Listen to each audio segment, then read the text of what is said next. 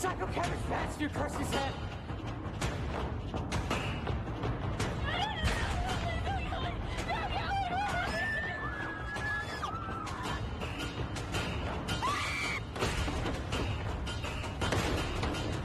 Right after she's done scraping your brains off that nutjob's hammer.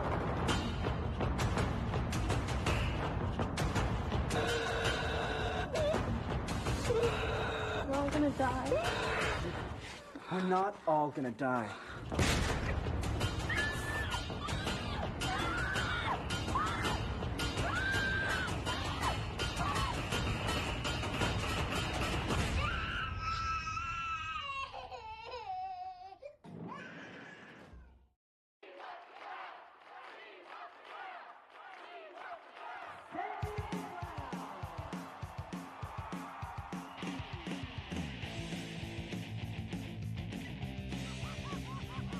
Circus, huh? Yeah, man. Oh, thank you. Something's not right about clowns. What is your name? Donald. It's a pleasure to meet you. You have a very delicious family.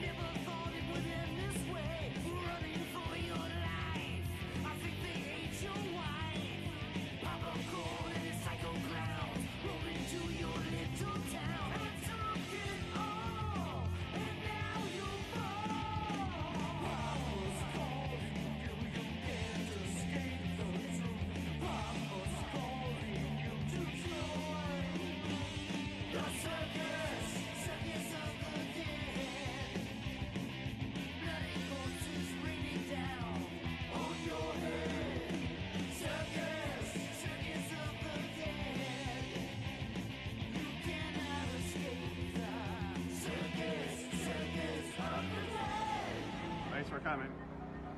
Drive safe now, you hear?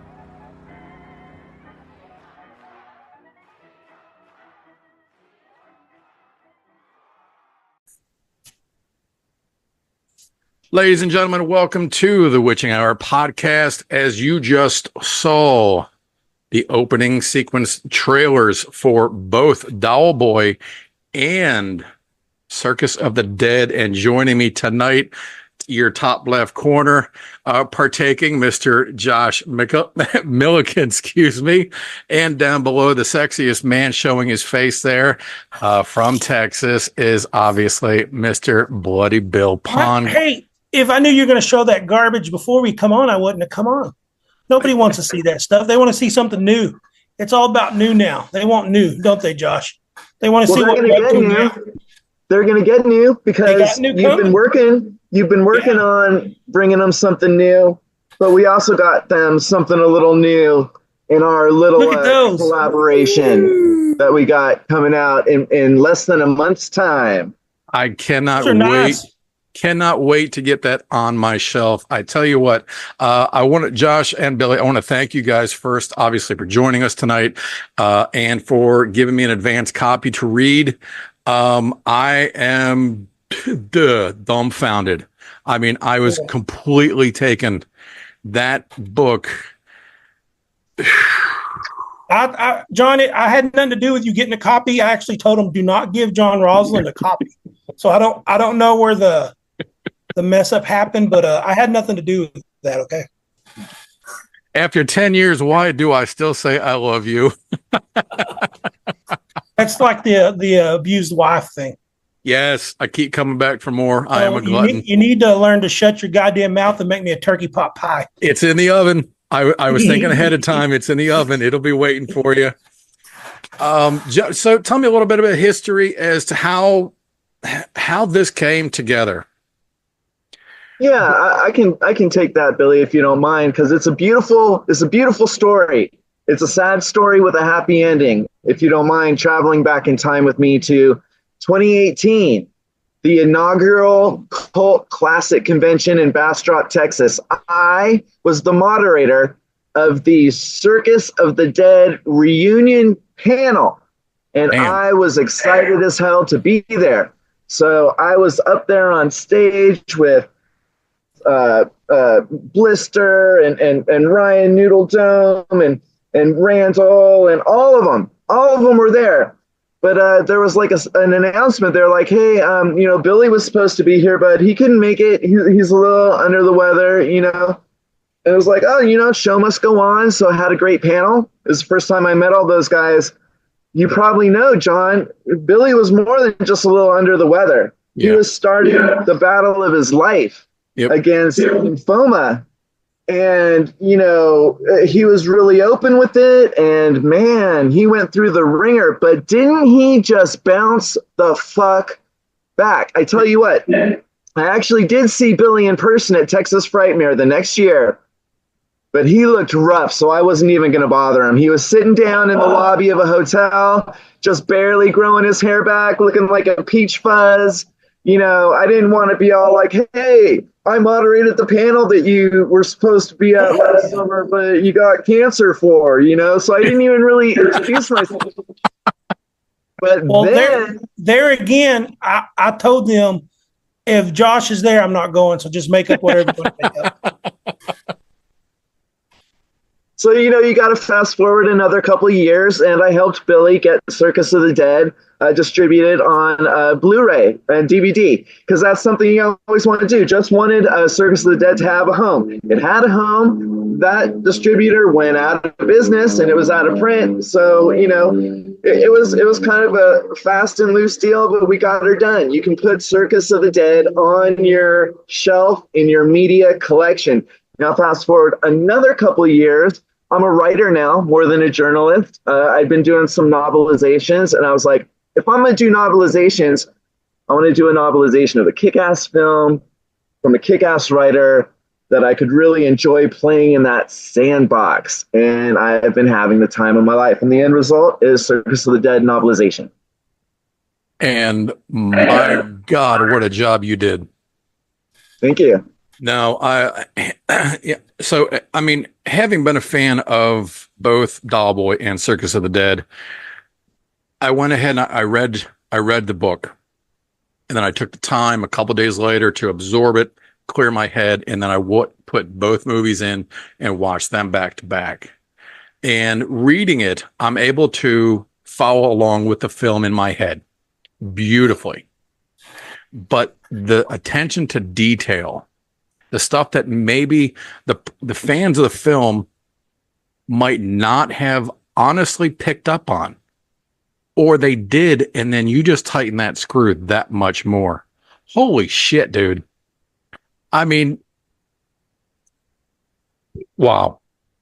Well, honestly, like you said, though, it was there. I was playing in Billy's sandbox. I was lucky enough to have the original screenplay, which included, things that had been cut. It included a couple full scenes that had been cut, but also dialogue and nuance and things like that. So, Billy gave me a great, set of toys to play with.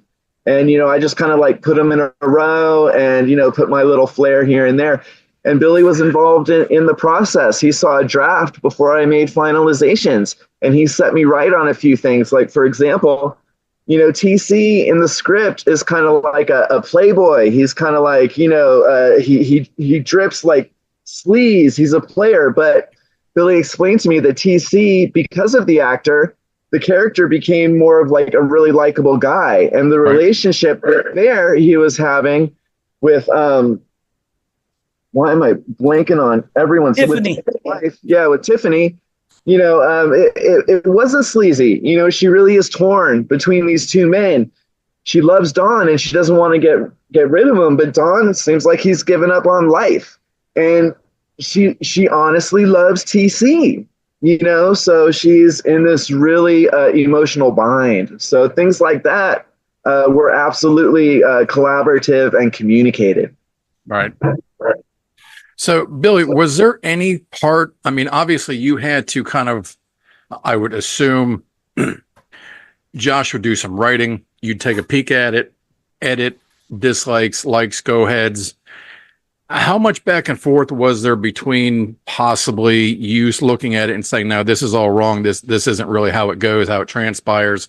Or was the marriage between the two of you pretty much smooth rolling? I mean, because the transition then from, blending in the two stories together, I mean, Josh is easy to work with. First off, he was a friend, at least an acquaintance online first, but I think once I knew that he was handling it with respect, because a lot of things I have with this indie thing is a lot of people just put things out and they don't do their homework or do respect the product. And once I found out that he respects it and handles it with kid gloves, and I just let him do what he does. And the only time I even say anything is if I feel like it questions, one of their personalities and what they would or wouldn't kind of do. Sure. A lot of people think that Blister and Popcorn are tight, but they're not. And you'll find out in this new one coming that you'll find out that they're, bumping heads a little bit, but because he only trusts Noodle Dome in this world. Popcorn only trusts Noodle Dome because he's a little slow and he's kind of taking care of him, and vice versa. He's taking care of Papa. So that's what I wanted to make sure is that kind of shows through also. Of course, Jumbo, the little guy's expendable because nobody gives a shit about him. But that's what I wanted to show is Blister's kind of coming into his own in this new stuff. And Josh caught that really well and had it that way too. He loves Mr. Blister, as you could tell by his hair. He's my fashion icon. Yes. That's sad. Gotta rock the ponytails. Rusty's never heard that phrase in his whole entire life that he's a fashion icon. Trust me. But no, he respected it, John, and that's all it takes for me. My buddy Lee passed away, who's always kind of been my co-writer, right. And Lee come in handy because writing with me is real hard because I'm a asshole, especially about people I know. And I would tell Lee something, he'd go, "I don't know, Billy, that's not the greatest idea." So then and then I'd get mad at him and say, "Go fuck yourself," and blah blah blah. And then after a couple of days of thinking about it, I go, "You know what, Lee, that wasn't really bad. Maybe you're onto something there." And that's what we worked. And now that he's passed away, it's like I'm starting to choose Josh more because of the respect I have for him.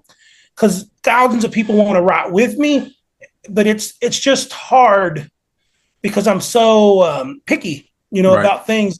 And it's kind of funny. The first guy I write with outside of Lee is Josh, and it was kind of a home run. So I feel good about that. Josh is great at what he does. He's a fan first and foremost. He's a fan of horror. Right. Absolutely. Yeah, I mean, Josh, you've been quoted as, or has been known to be a horror expert online, actually. So, no, that's horror expert. Well, that's why he's tied up with you, Mr. Texas. Billy, I do obviously send my condolences. I know losing Lee had to been really hard, and the community was upset by that, obviously. Professionally, how hard was that for you to pick up pen and paper, so to speak, and say, I don't even know if I can do this without him or on my own. So to, moving forward, with Circus and the Desk too. That's a great fucking question, John. Cause like I said, is I kind of write most of everything, but where Lee is like my gauge of stuff. When I try to sell him on something, then he would I could gauge him by his response and where if I was going in the right direction and all that. But when he passed, I was at a crossroads, I was thinking, well, maybe I should just stop and, leave it be and not go after this. But then I thought, I don't believe in much. Okay. But I think once he died, I think him dying showed me the way because of his battles and struggles he was going through in life. Is I feel like I use that and his struggle to put into the movie, because I feel like he can't tell me himself anymore. All he can show me is by actions or things that's happened and stuff like that. And that's what I'm trying to do that away, is take kind of what's happened to him in life, not necessarily physically, but more spiritually, and put that into, where Popcorn and the guys are going, because Popcorn and the other clowns were versions of me and him. Me and Lee just kind of steroided up. The reason Rusty, Ryan, and Mike come in handy is I used them. I knew they weren't actors, so I'm pretty good at making, regular people. I call really good characters into that. Mm-hmm. But the thing with Popcorn, he could come in, he could act a damn phone book. So that's what I wanted to do with the Popcorn is he's the end all say all and does what he wants, right, in his own mind. But now all of a sudden he's becoming a little vulnerable because he's older. And now all of a sudden his health isn't as good anymore. And how long can you keep doing what you're doing? And how are you going to be at the top of your game, kind of thing? So that's what I had to answer in this movie, as opposed to just making a part 2 where it's just the same of the old. Sure. He has to grow because he's grown, and he's just changed a lot and picked up a lot of stuff. And he's getting shorter on his temper, which I find I do as I get older too. Well, I know the fans definitely spoke up and were all for Circus of the Dead too. I know the Indiegogo was through the fucking roof. Oh yeah, and it should be mentioned too. Sorry to interrupt. No, we didn't get any of the big horror sites giving us a shout out either. And he did 700 times the 800 times the goal without any help from any of the big outlets. Right. And Billy, with you talking about progressing, as opposed to making just a part 2 just to capitalize off of it, and you're actually taking those characters and moving them, time has moved forward, age has a factor, and so forth. I think they're really going to not only, of course, love and flip out over Circus of the Dead 2, but they're going to appreciate what you're doing and where you're coming from. I really do. I mean, the progression, the characters they're fan favorites. And they have been. I got to remember that too when writing this. But you also have to do is what Damien and them did, and David and them's doing with Terrifiers. Like, get the fuck out of here. That's incredible, and I give them a standing ovation for what they've done. That's totally awesome. Right. The difference in what we're doing is it's not. I can't do more of the same and just make it better. I don't feel like that is me. I feel like I'm the kind of filmmaker, I'm bringing a fucking tragedy, and when you're done watching this movie, this part 2, it's like, I hope it pulls the right heartstrings and actually hurts you deep down inside. Cause it's a dark humor horror film, but I'll be damned, there's like sad stuff going on. And this time it's going to befall a lot of the clowns and stuff because, they're not what you would call like Art or Freddy, they're not supernatural. They're regular people, and wounds and stuff can heal, and mental health can hurt, and there's a lot of that stuff. So just to make it more realistic and stuff, but thank God they're kicking that door open for us, because it's like he said, we couldn't get much help on people promoting on that. We still did good. Mm-hmm. The Indie or the GoFundMe still going, because apparently if you do good on there, like we did, that they let you be. It's quoted in demand. So It's still going. So we're going to keep rolling and keep doing. And I got this wish list. My girl, Kelly, will tell you, is like, there's some things I'm wanting to pick up if we can get a little bit more funds that are going to, be a kick to the crotch. For the what are you up to right now? Kelly, what are we, 70, almost 80, almost just a hair under 80. Wow. Nice. Hi, Kelly. 66. Hi. Y'all need to get Kelly on here talking shit about me. Oh boy, here we go. Like how bad my poop smell and all that stuff. Josh knows. I've bottled it up in a ragu jar and sent it to him. Well, the beautiful thing is, though, all right, so you've got Art as a clown, and then Circus of the Dead are clowns, but they are two completely separate, different kinds of killers. Yeah. Completely. So, and I hope that favorites of this or that understand that and take that into consideration. But anyhow, we're not even here to talk about that. So, Josh, meshing the two. How hard was that? How easy was that? Did that just kind of like flow? I mean, that was incredible. It really was. Oh, thank you very much. It was an absolute joy. I had only done one novelization before that, and it was a very experimental film that didn't even really have a screenplay per se. So the first thing I did with that was, I watched the movie with the subtitles on and just transcribed it out with my own little notes, which was fine. Getting the screenplay, though, was more than just like starting from scratch with the words. It was like I was given the blueprints of this film. So, being handed blueprints, it was my job as the contractor I couldn't remove any of the support beams, right? But I could add my flair to the gardens and the, little nooks here and there. And that's what I got to do with Billy. And, a couple of the highlights were, like I mentioned, the scenes that didn't make it into the final cut. Specifically, there's a really brutal scene where you get to see into Noodle Dome's mind, what he's doing when he's not on stage or out, causing havoc with Papa Corn. And then there's a whole freak show, sideshow aspect of the circus that never gets explored either, because there's more than just some murderous clowns doing their thing in a clown trailer. The whole circus is pretty sinister. Oh, it's fucked up. Right. So I got to dabble in a little of those and everything. And the most fun, of course, which I assume you're going to get to, was the prequel. Because, the fans know that before there was Circus of the Dead, there was Dollboy.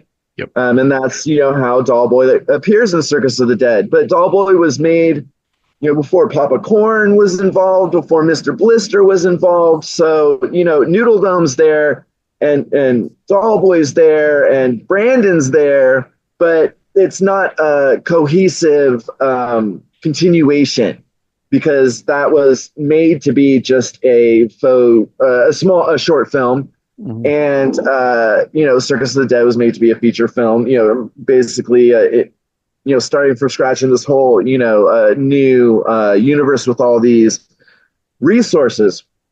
Long way of saying I got to kind of align the short film with Circus of the Dead. Now Papa Corn's there from the beginning. Jumbo and Mr. Blister are there from the beginning, and it allowed us to do a nice cohesive transition from one to the other. You can kind of think about it as a reboot of Dollboy, or a remake that stays very true to the original, but now we've got a bigger budget, and so we got all the right actors and made it really sync up with Circus. And that was just a ton of fun because that's where I had the most leeway.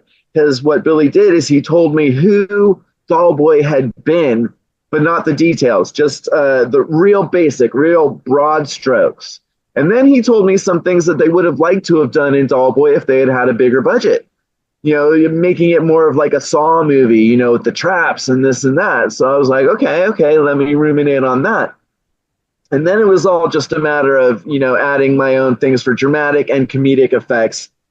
And I think together it was a really just wonderful collaboration. And I think it's one of the best parts of the novelization. People are going to love it. Absolutely beautifully done. Absolutely beautifully done. Hands down.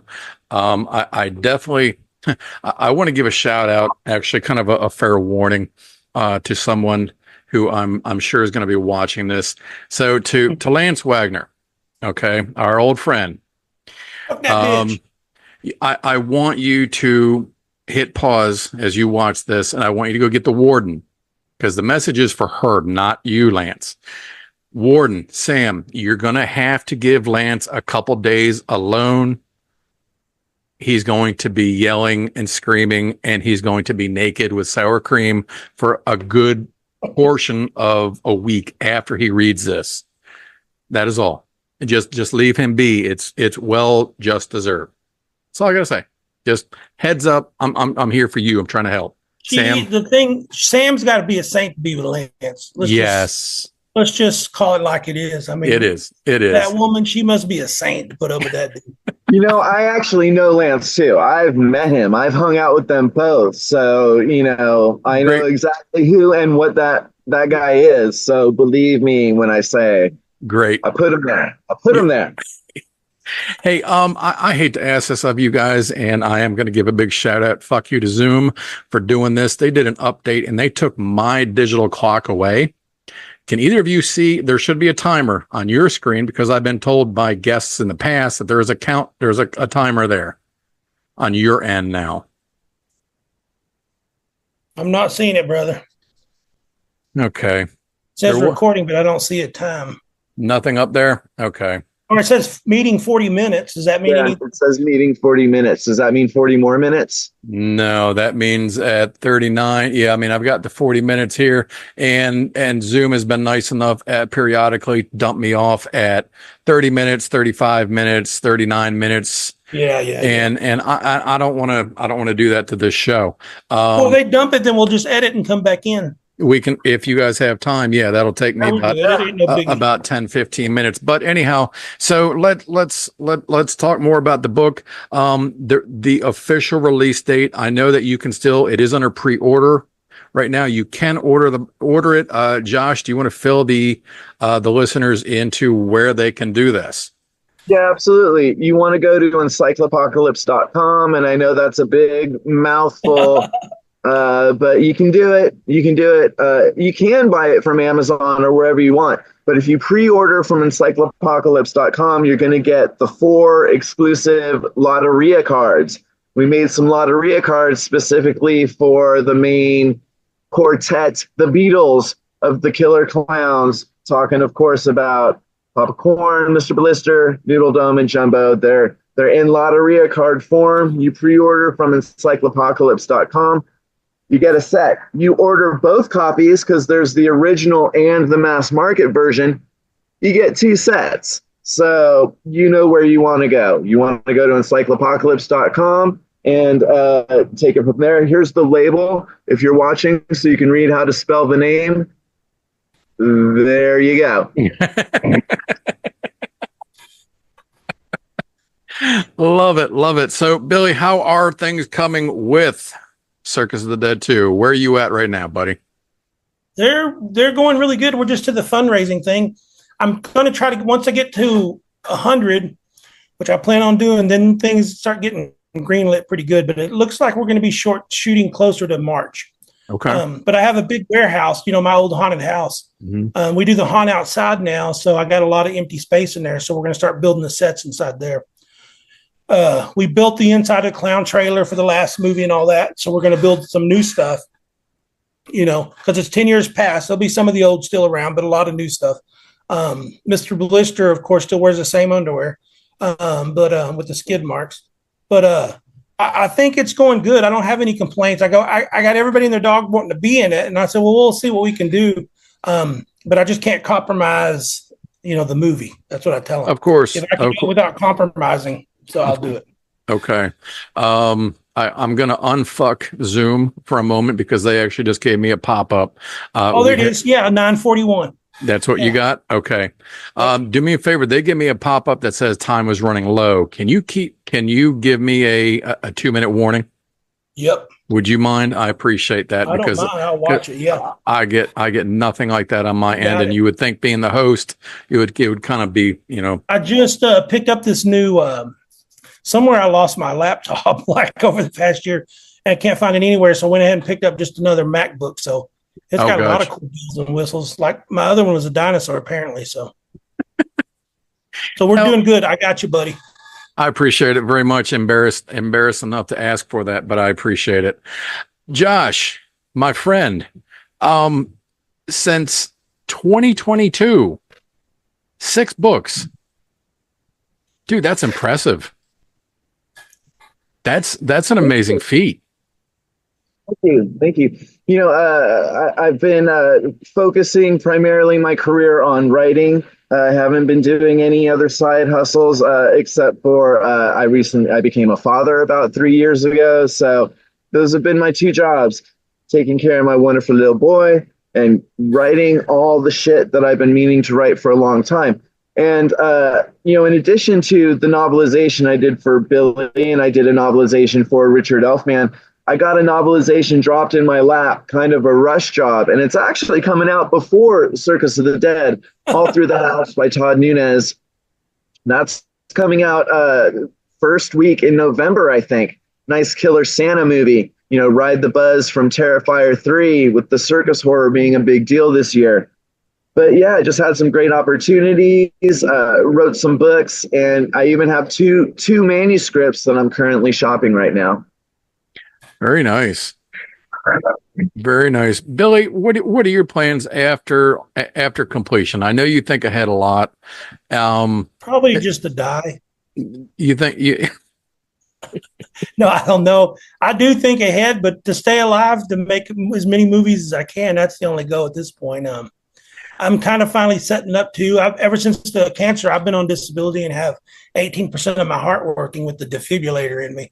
So the doctor said it was like this, is basically you have the engine of a Pinto, but your body's the size of a semi truck. A Pinto, so God damn, to get going. Yeah, I gotta get. But now, if any of you try to tap me on the ass, I probably won't explode. Jesus Christ! No, I'm gonna do as much as I can. I don't know if you had any other projects in the back burner of your mind. We're gonna do Cowboys. I gotta just find somebody I love enough to do Brad, and if we can do good enough with Circus of the Dead too, maybe I go after a Michael Rooker or somebody, Oof. something. Maybe we go after, somebody like that, just, to honor Brad, but Brad dying, that was another one too. Cause him and Lee, I talk to easily once or twice a week. They're just my sounding boards in life. They're both, my conscience, Right. Heck, my dad was too, and he's gone too within 2 years. So all that stuff, I think it's affected the way Circus of the Dead 2 has been written. It's going to be dark. Depressing. Yeah, it's dark and very depressing because fucking life's dark, you guys. I mean, think about, John, how long I've been doing your thing. I probably didn't even have gray hair when I started. You couldn't even grow facial hair when you started. Think about that. I know, and here it is nowadays. I just shaved last night too. And Josh only had one dread when he started. I haven't gone through puberty yet, so How long do you think? How long are you projecting Circus of the Dead 2 production to take for you, filming wise? We move pretty quick, but we're gonna probably do mostly Thursdays through Sunday. I don't foresee it taking more than a couple months, 2.5 months maybe. Okay. The editing, is like I did that we shot in like 2 months on the first part, and then we had 4 months until Frightmare, and we wanted to do a rough cut for Frightmare. That rough cut was like 2 hours and 20 minutes. Nobody's ever seen that cut except for the 2 nights at Frightmare. So the editing, actually, I've spent a lot of time on editing and stuff like that. So people say, well, maybe you should get you a pro editor or something to work with. But I always think, Josh, I don't know, you probably have a good theory about this too, but I feel like a editor, if you're not careful, can be a second director in a sense, because they can change a lot of things in those edit bays, just the feel and the vibe and stuff. And I just don't feel like if I don't do it myself, it just won't have that. Your films are so personal. Your films are so personal that you would at least have to be in there the entire time. Yes, sir. Exactly. You always want to get the most talented person you can, even if that's not yourself. But I would absolutely say, this isn't something where you can take the back seat and they'll come and show you when they're halfway through. You got to be there the entire way. And I've seen, I've met some high dollar. There's a shit. Every editor is better than me, but they just don't know my movie and my stuff as well as I do. Right. That's the only difference. Now, Bill, you mentioned Frightmare. Josh, do you have any plans on, with the release of the book, doing any conventions in support of it? Billy knows people at Frightmare better than I do. It's such a huge entity at this point. If anyone from Frightmare is listening, I think Billy and I would both be delighted to bring our energy to another great panel. I'll be the moderator since I literally wrote the book on Circus of the Dead at this point. It'll be unlike anything you've ever seen. We'll do some screenings of Circus of the Dead, some 10th anniversary screenings. And by then, we'll probably have some great promos filmed with some early footage and some Bill Oberst doing some, popcorn stuff. So, Brightmare, if you're listening, call this guy right down here. Call this guy. Call Billy. And I'm on board too. The publisher will send a ton of books to put in some goodie bags. Let's make it happen. Let's do it. Nice. I'll make a reach out too and see what I can do. Hey, and if I know the faces that the people are going to want to see in public are you two, obviously. But if you ever need any East Coast representation, I might happen to know a guy that would be more than willing to help you guys out 100% on that. John, you don't think your face is off-putting? No. I prefer to keep on the side of milk cartons, basically. That's about it. It's almost if me and Josh had a baby, it would be you almost. Hey, I can still split the hairs too. So yeah. The glasses, it's right there. It's right there. Hey, you're at 2 minutes 15. Thank you. Hey, guys, Billy just gave us the 2-minute warning. I want to be able to wrap this up nice. Next, I'm giving the finger. Almost down to one. So without any further ado, gentlemen, anything that you want to add in closing? Yes, John, leave me alone. Don't ever talk to me. Never contact me. Unless it's at my glory hole shift at the truck stop. Okay. Because I am professional. You never leave there, so any given day, anytime you're always there. I just want to say thank you for having us, John. It was great to be here. As a writer, I sit in my little attic and I crank things out by myself for a long time, and then they come out and I get to talk to them finally. So thank you for having me on. Hey, Billy and Josh, thank you for taking the time. I really appreciate it. Billy, I love you. I love your work. Josh, it couldn't have been any better. Hands down, boys and girls, as soon as you get done with this, you've got to pre-order the book. No matter what you got to do, you are going to want to read this. You're going to want to add this to the wall. It's going to be on your collection. It's going to change. It's going to bring back Circus of the Dead in a whole new way. I don't read a whole lot. I could not stop reading this. It was perfection. Gentlemen, ladies, I appreciate your time. Thank you guys for watching the Witching Hour podcast. My special guest, Mr. Bloody Bill Pon and Josh Millican, in support of Circus of the Dead and Doll Boy novelization. I will see you guys soon. Gentlemen, thank you so much for your time. Circus of the Dead 2 coming at you guys soon. Get out there and keep supporting it. Thanks, guys.